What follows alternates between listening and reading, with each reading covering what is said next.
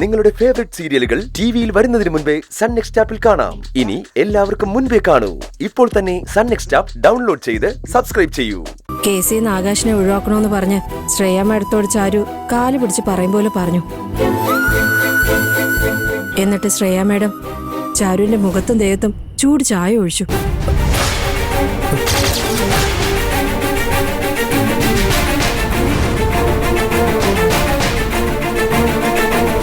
മുരുകൻ കണ്ടിട്ട് വന്ന് പറഞ്ഞതാ.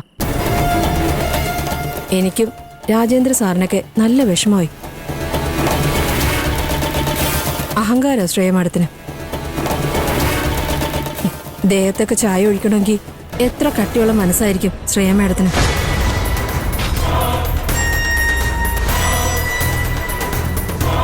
ഹലോ ആകാശേ. സൗമ്യ. ചാരു ആകാശിനോടൊന്നും പറഞ്ഞില്ലേ? ഇല്ല സൗമ്യ. ആകാശിന്റെ മനസ്സ് വിഷമിക്കാതിരിക്കാനാവും ചാരു പറയാതിരുന്നത്. ഞാൻ പറഞ്ഞത് കുഴപ്പമാവോ? ഇല്ല സൗമ്യ. എന്നാ ശരി ആകാശേ, നാളെ ഓഫീസിൽ കാണാം. ഓക്കെ സൗമ്യ. നീ ഓഫീസിൽ പോയിരുന്നോ? കാക്കുത്തി നിന്നോടാ ചോദിച്ചത്, നീ ഓഫീസിൽ പോയോന്ന്. അത് അക്കുചേട്ടാ, കേസിന്റെ കാര്യം സംസാരിക്കാനായിട്ട്. അതല്ല, ഓഫീസിൽ എന്താ നടന്നത് അത് പറ.